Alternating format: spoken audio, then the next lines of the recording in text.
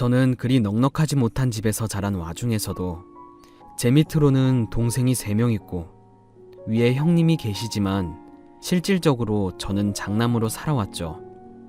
어렸을 때는 동생을 아끼고 부모님께 잘하던 든든한 형님 그늘 아래에서 잘 살았지만 문제는 부모님께서 반대하는 여자와 결혼을 하면서 모든 게 달라지기 시작했습니다. 뭐 뻔하죠. 부모님이 반대하는 여자는요.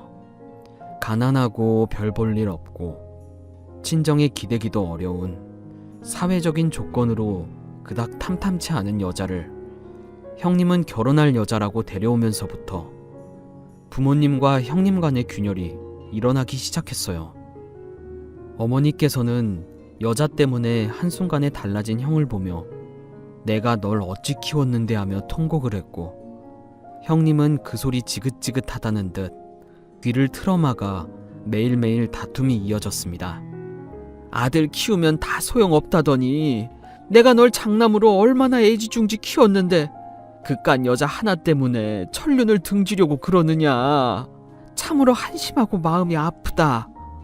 내가 네 아버지랑 만나서 어찌 살았는지 누구보다 니들이 제일 잘 알면서 어떻게 형이라는 녀석이 좋은 여자와 결혼으로 동생들한테 본보기는 못 보일 망정 이렇게까지 하는지 정말 실망스럽구나.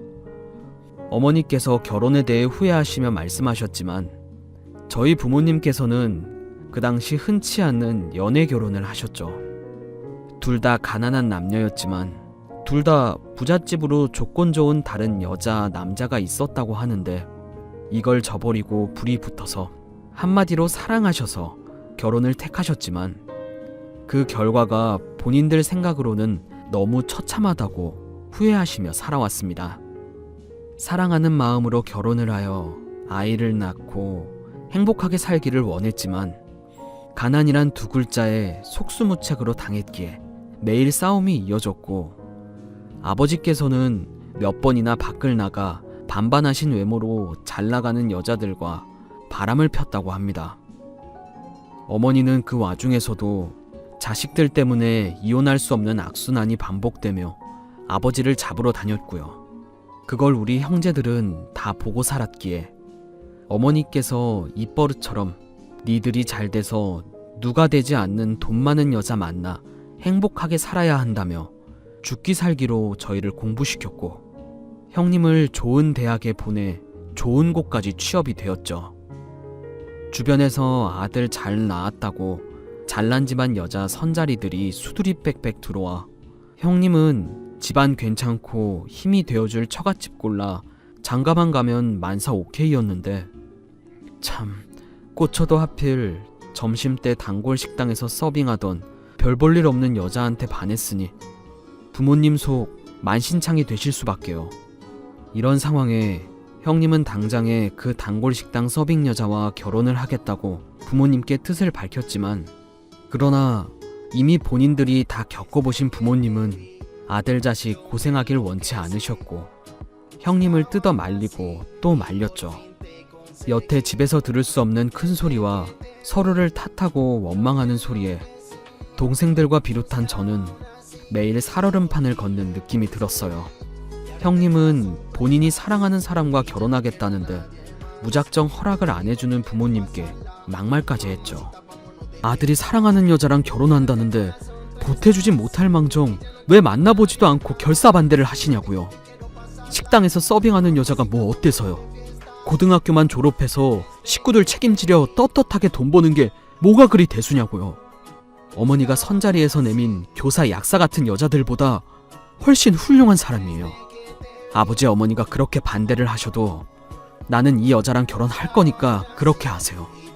아무리 부모님이라고 하더라도 내 인생을 부모 마음대로 하려는 건 아니라고 생각합니다. 형님은 원래 장남답게 부모님에 대한 애정도 많았고 부모님을 잘 모시고 챙기던 사람입니다. 그런 사람이 여자 문제로 저렇게까지 하는 것도 놀라웠고 매일 부모님과 다투는 것도 충격적이었죠. 정말 많은 생각이 들었습니다. 이건 저도 아니다 싶어 조심스레 형을 말리기로 했어요. 형, 그래도 부모님 말씀을 따르는 게 난 좋을 거라 생각해. 어른 말 들어서 나쁜 거 하나 없대잖아. 다 우리를 위해 하시는 말씀 같은데 왜 난 형이 식당에서 일하는 여자한테 꽂혀서 그 좋은 선자리 다 내팽겨치는지 모르겠어. 부모님한테 왜 한 번도 안 만난 여자한테 그러냐고 하지 말고 형도 마음을 열고 어머니께서 소개하신 교사, 약사 여자들 만나봐. 더 괜찮고 좋을지 어떻게 알아. 계산적인 녀석. 사랑하는 여자를 만났는데 나더러 다른 여자랑 선을 보라고? 그럼 그 여자는 뭐가 되는데? 나 그렇게 조건제서 하는 결혼 안 할 거야. 내가 좋으면 됐지 도대체 뭐가 더 필요한 건데? 내가 사랑하는 여자면 그 부모 형제들도 내겐 소중한 사람들이야. 나 돈 잘 벌고 능력 있는데 좀 같이 나눴으면 어때서? 정말 너도 그렇고 부모님도 그렇고 이기적이다 정말. 형님 말이 들어보면 틀린 것은 하나도 없지만 현실과 동떨어진 자신감이기는 했습니다. 온 가족이 형님 잘되라고 돈을 보태서 몰아주었고 저 역시 제 공부를 미루고 돈을 벌어 형님에게 보탰기에 얼마나 남의 돈 먹는 게 힘든 줄 압니다. 그런데 정작 본인이 잘되니 가족한테 은혜를 돌려주기는커녕 정작 상관없는 여자와 처갓집을 위해 산다는데 저도 참으로 억장이 무너지는 심정이었죠. 그런 형님의 마음을 돌려보려고 노력을 했지만 형님은 제가 말하면 말할수록 제게도 멀어지는 듯 했고 결국 우려하던 일이 일어나고야 말았습니다. 부모님이 결국 지쳐 형님을 붙들고 이런 말씀을 하셨던 날이었죠. 애미애비 다 버리고 떠날 정도로 그 여자가 좋으면 당장 내 집에서 나가라. 너 같은 자식 없는 셈 치면 그만이니까 허락이는 뭐네 헛소리 집어치우고 당장 나가라고. 내가 살아있는 한 그런 여자 내 집안 며느리로 받아줄 마음 절대 없으니까 우리한테 허락받을 생각은 하지도 말아라. 알았어요. 나갈게요. 어차피 다 자란 새는 둥지를 떠나는 법이에요. 자식이 부모님 소유물도 아니고 저도 이제 제가 원하는 인생을 살아가겠습니다. 저는 애시당초 가족들 희생해서 저한테 잘되라고 몰아준 것도 부담스러웠고 마음에 걸렸는데 차라리 집 떠날 생각하니 마음이 편하네요. 저보다 한참 부족한 여자라고 생각하셔서 며느리감으로 더 잘해주셨다면 그 여자도 저도 부모님께 얼마나 고마워했고 얼마나 또 잘했겠어요. 그깟 이익 때문에 하나만 알고 둘은 모르시는 분들이세요. 형님은 홧김에 어머니께서 하신 말씀에 곧장 짐을 싸기 시작했습니다. 저는 이런 형님의 팔을 붙들고 말리고 또 말렸지만 형님은 두 번 다시 가족들을 보고 싶지 않으니 무슨 일이 있어도 연락하지 말라더군요.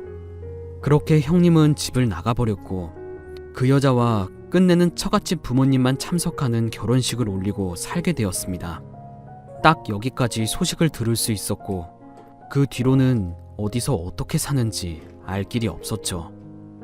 형님은 그 좋은 직장도 그만두고 무슨 일을 하는지도 모르게 소식을 끊어버렸기에 저희가 할 수 있는 건 아무것도 없었습니다. 그 후 자연스럽게 제가 집안의 장남이 되었지만 아무래도 형님의 자리를 제가 대신 이어받은지라 자리도 녹록치 않았고 부담스러운 마음도 덜어 있었습니다. 저희 부모님께서는 늘 이런 말씀을 하셨거든요. 이제 네가 우리 집 장남이다. 장남답게 조상님 제사도 알아서 잘 모시고 밑에 동생들이 보고 배울 수 있도록 솔선수범해서 살아야 해. 윗물이 맑아야 아랫물도 맑은 법이다. 그동안 네 못난 형 뒷바라지 하느라 못한 공부 이제라도 열심히 해서 네가 성공해 살아야 네 동생들도 같은 길을 걷는 거라 생각이 드는구나. 애미 말 명심하고 새겨듣도록 해. 어머니의 말씀이 틀린 건 하나도 없었지만 과연 제가 동생들을 이끌 수 있을 정도로 성공을 할 수 있을지 그건 너무나도 큰 의문이었죠. 부모님께서는 학력이 좋아야 성공한다고 믿는 세대셨기에 나름 공부에 소질이 있고 영특했던 제가 뒤늦게라도 다시 대학에 꼭 가길 바랬는데 정작 성공해야 한다는 그 압박감과 부담감에 다 늦게 공부를 한다는 것이 시간만 뺏긴다고 생각했어요. 자본주의 사회에서 성공한다는 것은 배우고 못 배우고 어차피 돈으로 승부수 띄우는 거였기에 그저 돈을 벌기 위해 닥치는 대로 일했고 막연하게 부자로 살겠다는 꿈 하나를 꾸며 살았습니다. 그러나 가방끈도 짧고 특별한 능력도 없던 제가 할 수 있는 일은 다양하지 않았고 남들 밑에서 버는 돈만으로는 결코 성공할 수 없다고 생각을 했죠. 그렇다고 돈도 백도 없던 제가 섣불리 사업을 시작할 수는 없었기에 남들과는 다른 저만의 무언가가 필요하다고 생각을 했기에 고민을 몇 개월 내내 했고 저는 사방팔방 발품을 팔아서 얻은 정보로 사업을 위한 아주 작은 공장 하나를 운영하게 되었어요. 형에게도 그랬듯 이번에는 저를 위해 가족들이 힘을 합쳐 돈을 보태주었고 저 역시 이를 악물고 뛰어들었습니다. 이 공장이 망하게 되면 식구들 볼 낯도 없고 감당할 수 없는 빚을 짊어지게 되기에 심장이 막 뛰었죠. 처음에는 공장 규모도 작았기에 저와 직원 2명이 함께 일을 했지만 자부할 정도로 직원들보다 더 열심히 일하며 살다 보니 다행히도 찾아주는 사람들이 많아졌고 그러면서 점점 공장은 바빠지기 시작했습니다. 돈을 벌 때마다 공장 규모를 키웠는데 점점 커지는 공장에 직원들도 무려 20명가량으로 늘어났고 이때부터는 마음이 조금 놓이며 가족들한테도 떳떳하게 얘기할 수 있었습니다. 가족들은 누구보다 성공한 저를 치켜 세워주며 기뻐하더라고요. 장하다 장해. 네가 해낼 줄 알았다 우리 장남. 애시당초 인물을 알아보고 널 성공시켰어야 했는데 애먼 놈에게 기대를 거느라 기력만 뺏겼구나. 네가 우리 집안을 살리고 일으켜야 한다. 동생들도 너만 보고 있으니 우리의 기대를 저버리지 말아다오. 그럼요 어머니 아버지. 저는 형이랑 달라요. 가족들이 저를 믿고 한마음으로 달려왔고 누구보다 그 의미를 잘 아는데 제가 어떻게 그러겠어요. 저만 믿으세요.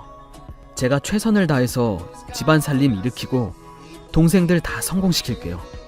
스스로를 믿고 열심히 달려온 성공의 결과였기에 더 자랑스러웠고 저는 어느 정도 사업이 자리 잡자 동생들도 함께 저희 공장에 와서 일을 하게 되었습니다. 형제들이 한뜻으로 목표를 향해 일을 하니 남의 밑에서는 결코 아무리 잘 나가도 만질 수 없는 돈을 만지게 되었고 그 동시에 가족들에게 한없이 퍼주며 살았습니다. 정작 제가 쓰는 돈은 많지도 않았는데 그럼에도 불구하고 저는 괜찮았어요. 가족들은 허름한 집에서 큰 평수로 이사가게 되었고 입던 것도 먹는 것도 누구보다 좋은 것을 누릴 수 있게 되었습니다. 가족들 기쁨을 보는 게 제 낙이 되었죠. 그러면서 동생들이 하나둘씩 제 짝을 만나서 결혼까지 시키게 되었고 저 역시 어느 정도 안정을 찾고 나니 이제야 비로소 안 보이던 것들이 보이기 시작했습니다. 바쁘게 사느라 지인 모임에도 잘 나가지 않았고 결혼은 꿈도 못 꾸며 살았거든요. 인맥을 키우려고 지인 모임에도 자주 참석하며 얼굴 도장을 찍었고 사람들과 어울리며 만나는 시간이 많아지면서 자연스럽게 아내를 알게 되었어요. 정식으로 소개를 받는 자리는 아니었고 지인들끼리 친분이 있는 사이라 자연스레 인연이 되었는데 그런 아내에게 푹 빠진 저는 연애 내내 정말 잘해줬어요.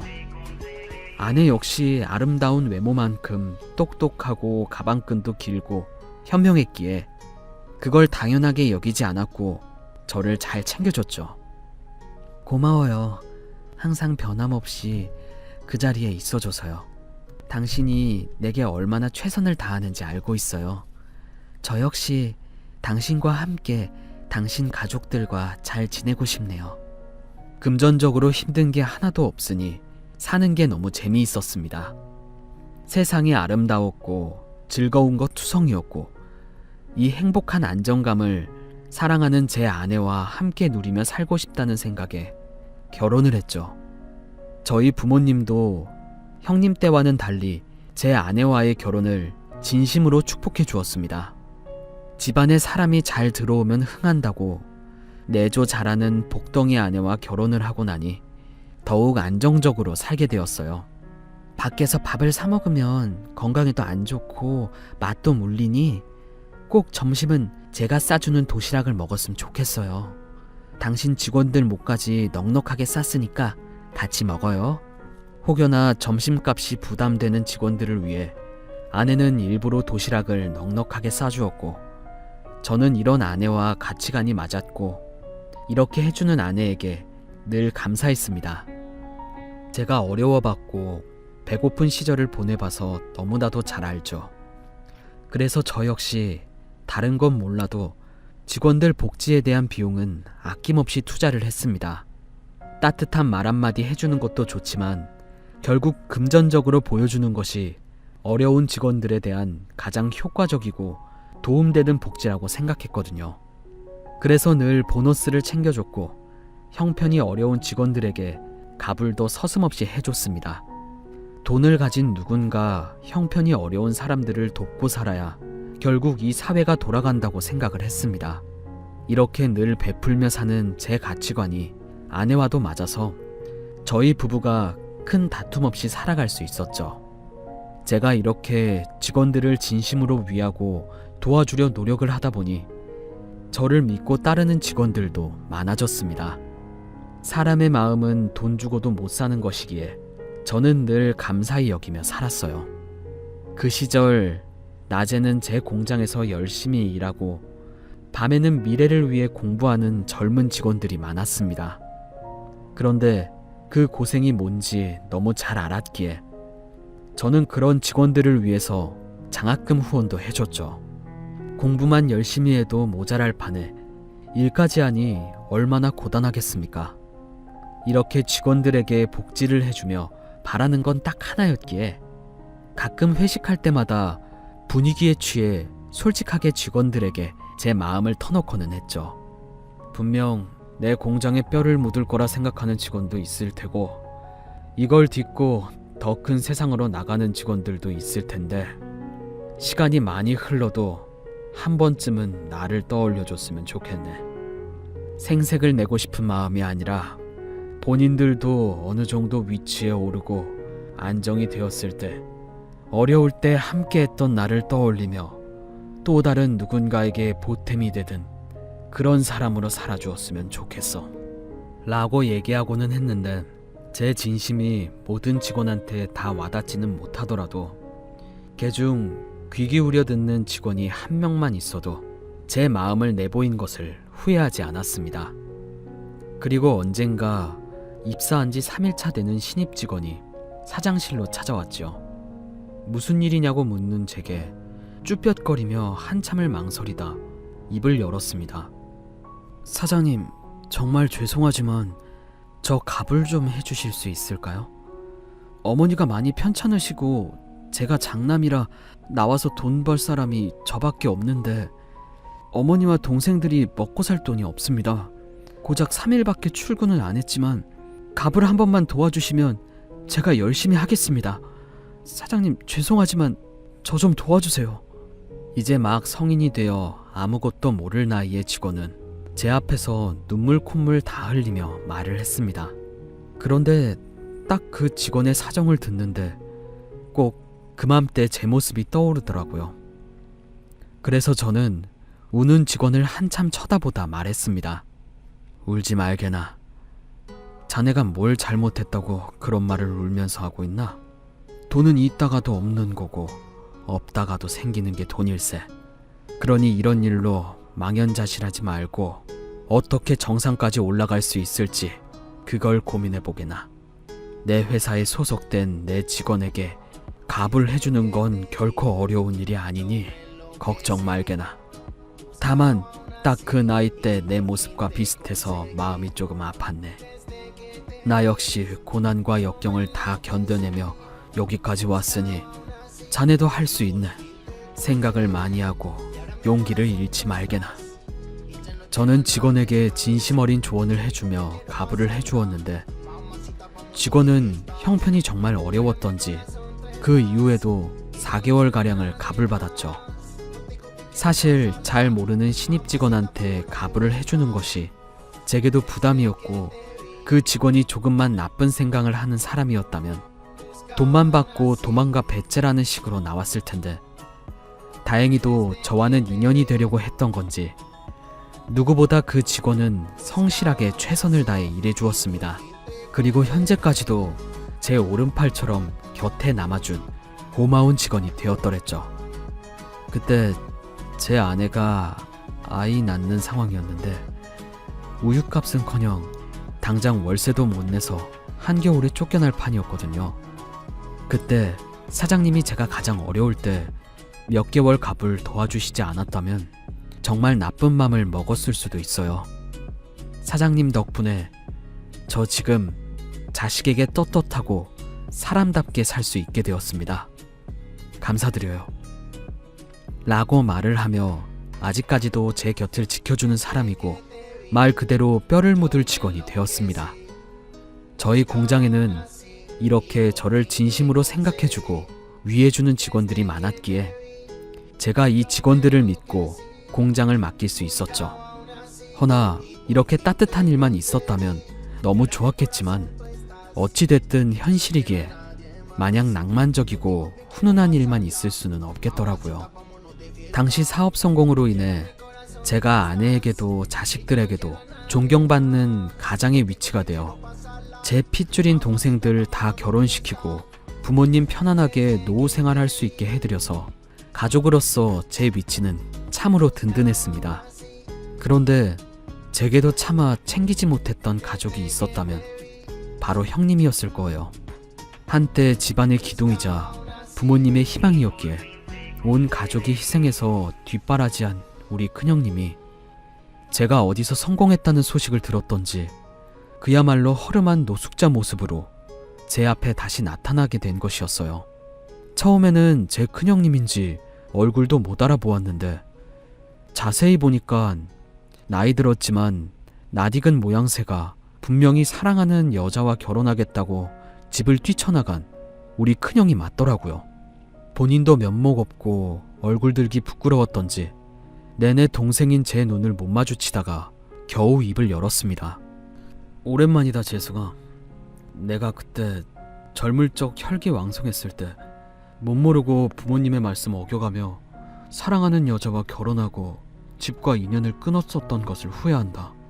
아니, 결혼을 후회한다는 것은 아니고 집안과 인연을 끊은 것에 대해 벌받았던 모양이야. 사랑하는 여자와 결혼해서 처갓집 근처에서 자식 낳고 행복하게 잘 살긴 했다.